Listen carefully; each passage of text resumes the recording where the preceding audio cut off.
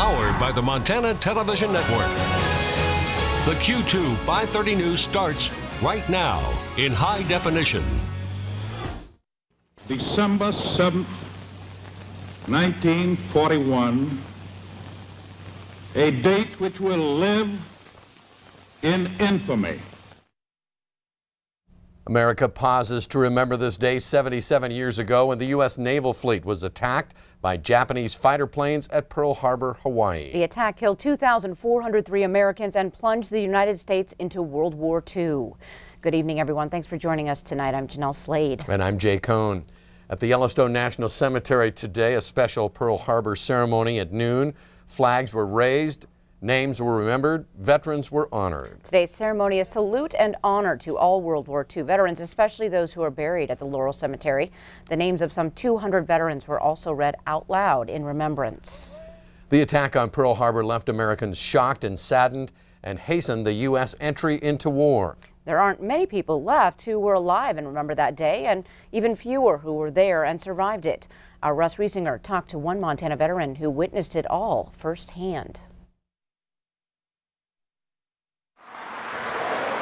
I watch TV from 5 o'clock till 7 o'clock, except on Monday nights I watch Antique Roadshow Monday night.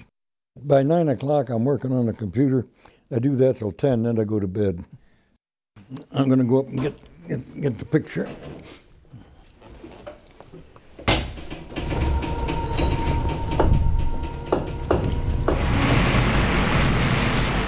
"77 years have passed since that fateful day when Hal Conrad found himself in the middle of a moment that would change the course of American history. Oh, yeah.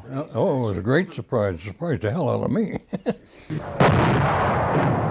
It was supposed to be his day to sleep in after getting a pass to Honolulu the night before.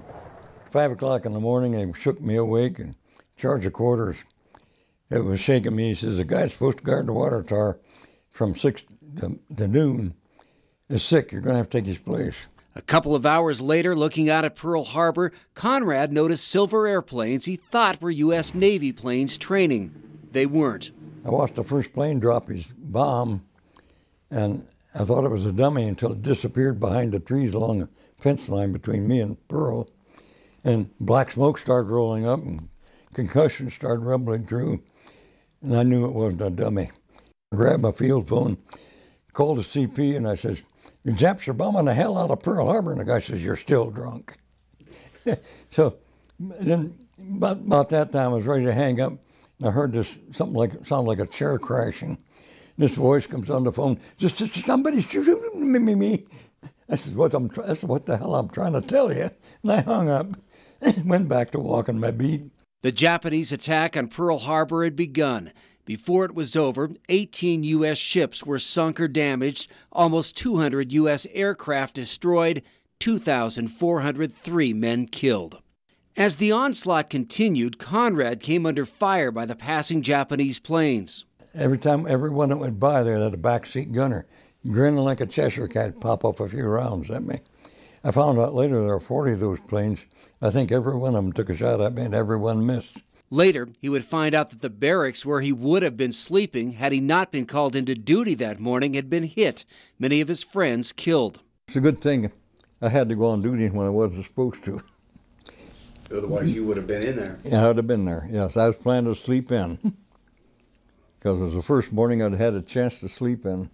Now at the age of 97, Conrad is one of a dwindling number of Pearl Harbor survivors left to tell the story of that dark day.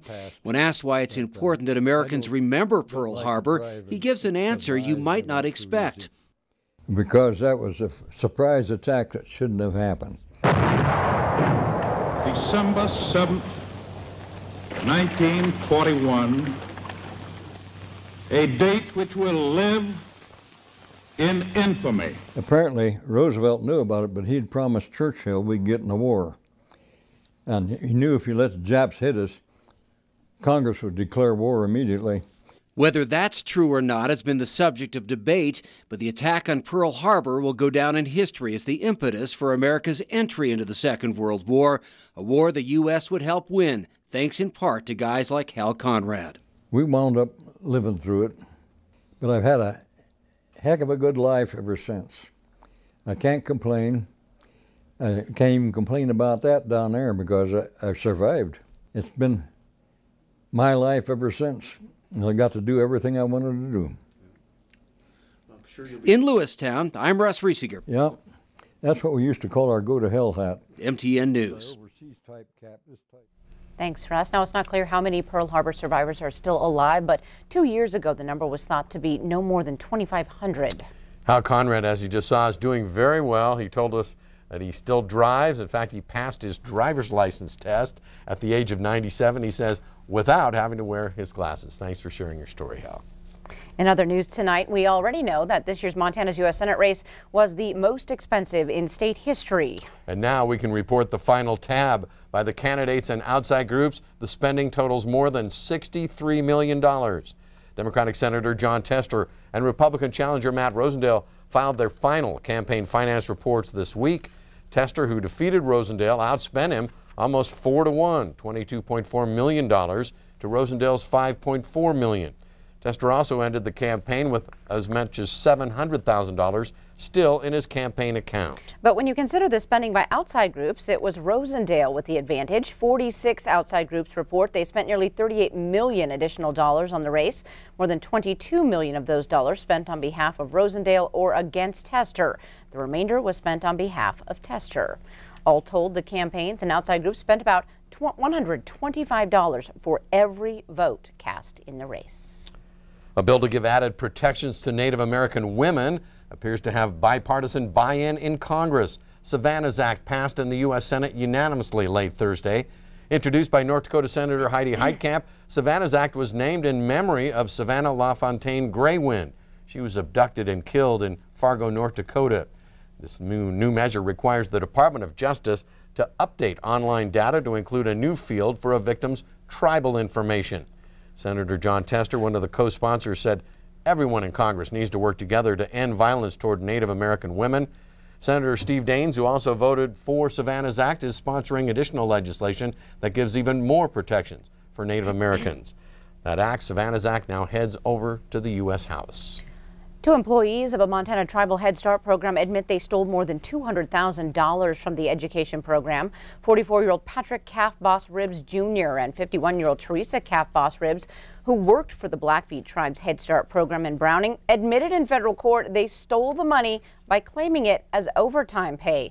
During a 15-month period starting in April of 2013, the defendants and others falsely claimed 7,800 hours of overtime and received more than $232,000 in overtime pay from the Head Start program.